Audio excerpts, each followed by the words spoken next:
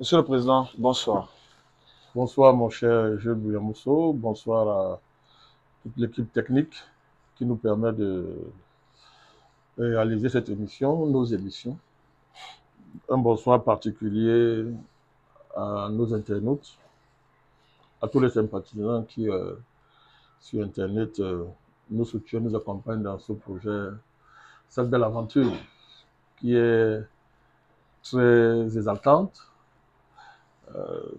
Nous voulons verser dans la vulgarité, on dirait très excitante. Ils sont de plus en plus nombreux. Oui, la famille s'agrandit tous les jours et c'est un agrandissement sérieux, profond, qui n'a bénéficié d'aucun artifice, d'aucune manœuvre visant à booster ceci ou ça. C'est une adhésion intelligente, c'est une adhésion de conviction, c'est une adhésion vraiment sincère. Donc, c'est très encourageant. Donc, je voudrais saluer de manière spéciale les internautes qui nous accompagnent. Bien évidemment. Monsieur le Président, en prélude de cette communication spéciale, à l'endroit des internautes que vous avez su féliciter pour le fait qu'ils vous écoutent.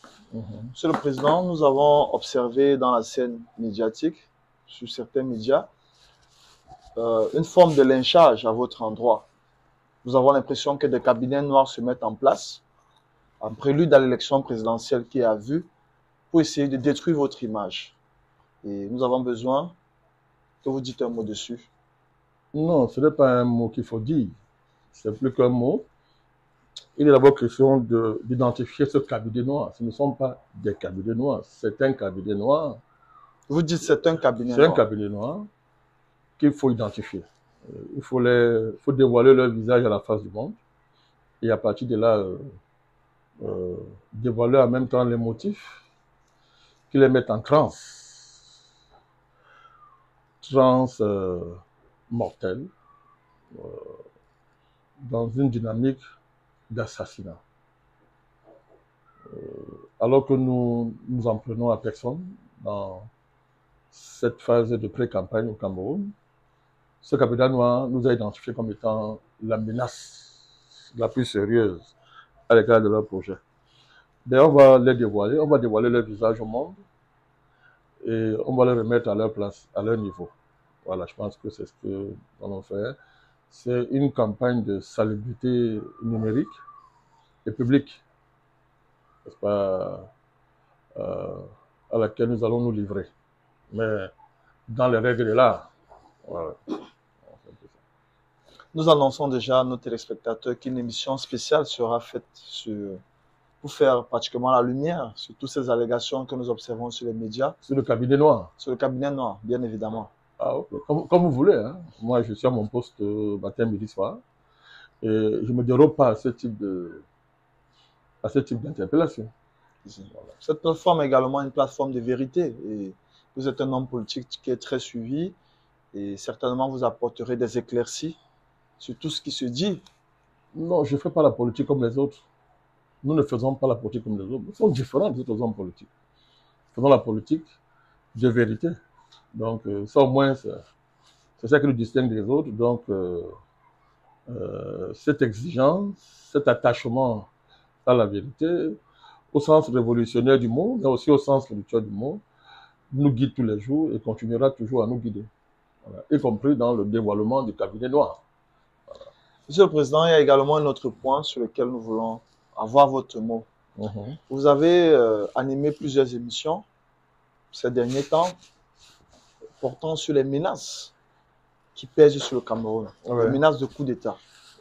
Et au fur et à mesure, nous voulons avoir l'évolution. Si vous pouvez dire un mot sur l'évolution de la situation. Mais notre rôle, c'est d'abord de montrer aux conspirateurs qu'on est au fait de leur plan. C'est de servir aux forces de maintien de l'ordre, aux forces de sécurité du pays, des éléments qu'ils sont susceptibles d'exploiter. Ça s'appelle du patriotisme, ça s'appelle l'amour du pays, ça s'appelle prévenir l'effondrement du pays.